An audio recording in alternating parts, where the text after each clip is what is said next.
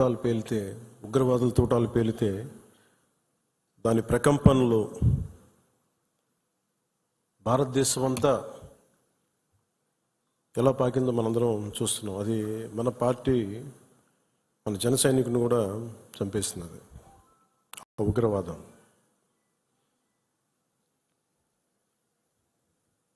ముఖ్యంగా కాశ్మీర్ మెయిన్ మనం ఆయన కుటుంబాన్ని పరామర్శకెళ్ళినప్పుడు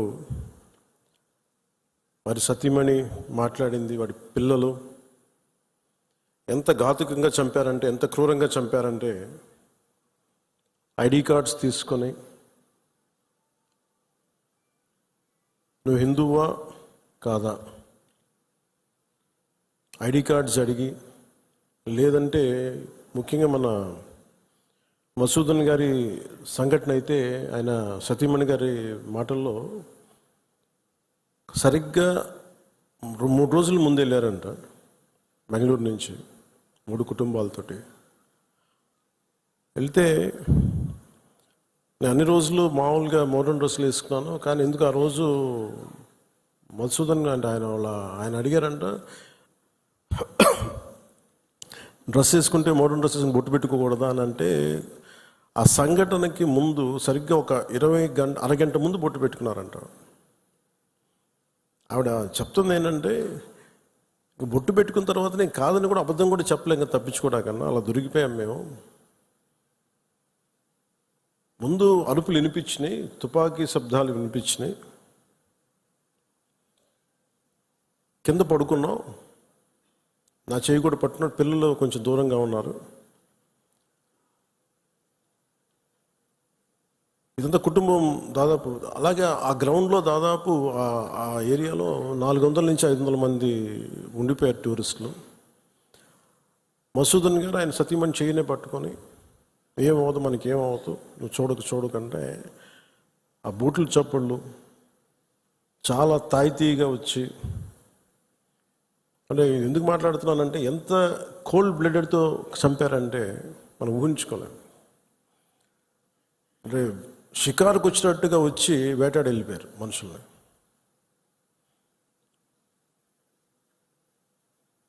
మనకి ఏమవ్వదు అని అలా అంటుంటే బూట్ల శబ్దాలు ఆగినాయి. ఆవిడికి తెలిసిందల్లా తుపాకీ శబ్దాలు వినిపించినాయి. కళ్ళు తెరిచి చూస్తే మొత్తం ముఖం మీద మొత్తం రక్తం ఉండిపోయింది, భర్త తాలూకు రక్తం. ఎంత క్రూరంగా చంపారంటే, నేను వైజాగ్ కూడా వెళ్ళాను చంద్రమౌళి గారి ఇంటికి. ఎక్కడ తల ఉండాల్సిన చోట తల లేదు. 35 బుల్లెట్లు 40 బుల్లెట్లు దింపారు తలలో, ర్యాపిడ్ ఫైర్ తోటి, ఆటోమేటిక్ గన్స్ తోటి. అంత దారుణంగా క్రూరంగా చంపేశారు. యుద్ధం ఎప్పుడు ఇంకొక ఆయుధం పట్టుకున్నవాడితో చేస్తాం, కానీ నిరాయుధులైన ఎంత నమ్మకం లేకపోతే కాశ్మీర్కి వెళ్తారు. 22-23లో దాదాపు 2 కోట్ల మంది వెళ్ళొచ్చారు.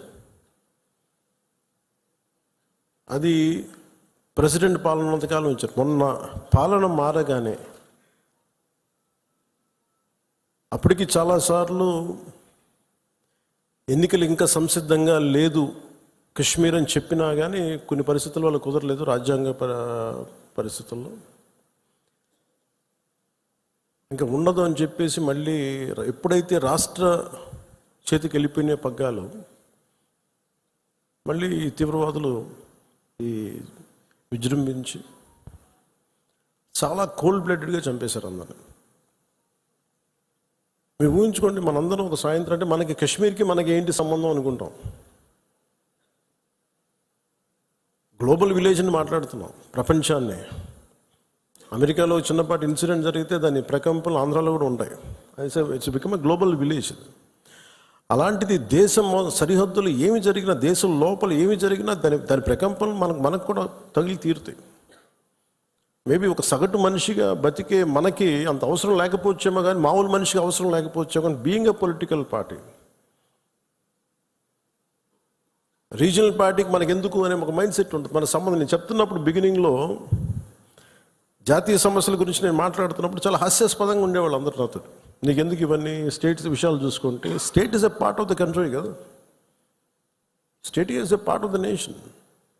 How do we ignore? కానీ ఈ లిమిటెడ్, ఈ తక్కువ స్థాయి ఆలోచన విధానంతో మనం ఎప్పుడు బయట ఆలోచించాం, పరిధి దాటి ఆలోచించాం. సో ఇప్పుడు నేను ఆ దేశం కోసం ఎందుకు ఎంత తపన పడతానంటే, if borders are not secured, Kashmir భారతదేశం అదంచు దాడితే పాకిస్తాన్ వస్తుంది. ఆ హద్దులు బాగలేనప్పుడు దాని ప్రకంపనలు ఇక్కడ దాకా వస్తాయి. మియాన్మార్లో గొడవలు జరిగితే మనకి ఎందుకు అనుకోవడానికి లేదు. అక్కడి నుంచి రోహింగ్యాస్ వచ్చేసి ఇక్కడ మనకి ఆంధ్రాలో కూడా ఉంటారు చాలామంది. దాని ప్రకంపన దాని తాలూకు ఇంపాక్ట్ మనకి ఏముంటుంది అనుకుంటే, ఒక 10 సెంట్లు భూమి ఉంటేనే, రోజు 2 సెంట్లు భూమి ఉంటేనే మనం ఎంత తెలుస్తాం. అలాంటిది కంట్రీ సరిహద్దుల్ని మనం చూసుకోకపోతే నాయకులుగా వచ్చే ఉపద్రవాలు ఇలా ఉంటాయి. మన దేశం ఎప్పుడు కూడా చాలా మెత్తని దేశం. ఉగ్రవాదులకి ఎందుకు సమాధానం చెప్పలేం.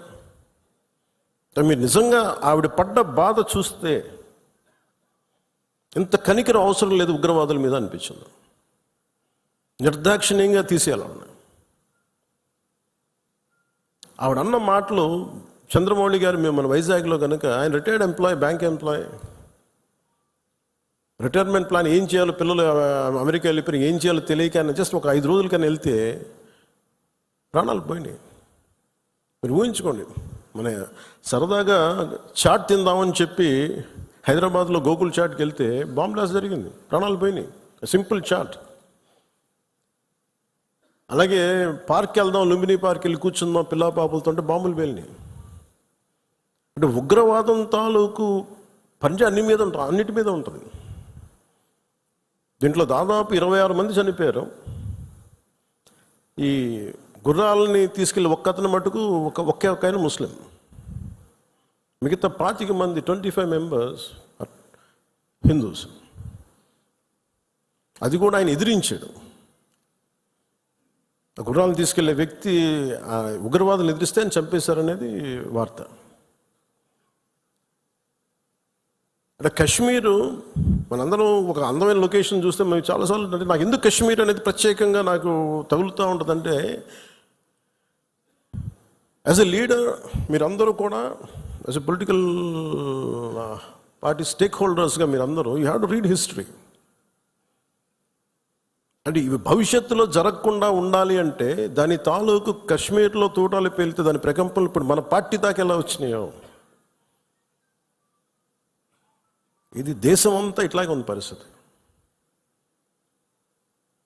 అంటే ఒక వాస్తవాన్ని వాస్తవంగా చెప్పడంలో తప్పే ఉంది అన్న. మన జర్నలిస్టులు కూడా మాట్లాడుతూ ఉంటే ఒక వర్గం మీద ఇంకో వర్గం అంటే మీరు ఎందుకు ఇంత లోపాయికారిగా మాట్లాడతారన్న. సన్నాయి నొక్కులను ఎందుకు నొక్కుతారు మీరు? When you are targeted based on your religion, let us say it, చెప్దాం దాన్ని. అంత మాత్రాన ద్వేషమని కాదు, ఉగ్రవాదుల మీద కోపం అది. మన నాయకులు, ఇంతమంది ముస్లిం నాయకులు ఉన్నారు ఇక్కడ మనకి. ఈ రోజున మనం వివక్ష చూపించామా భారతదేశంలో? అన్ని వర్గాల మీద గొడవలు ఉంటాయి, చిన్న చితక గొడవలు లేకుండా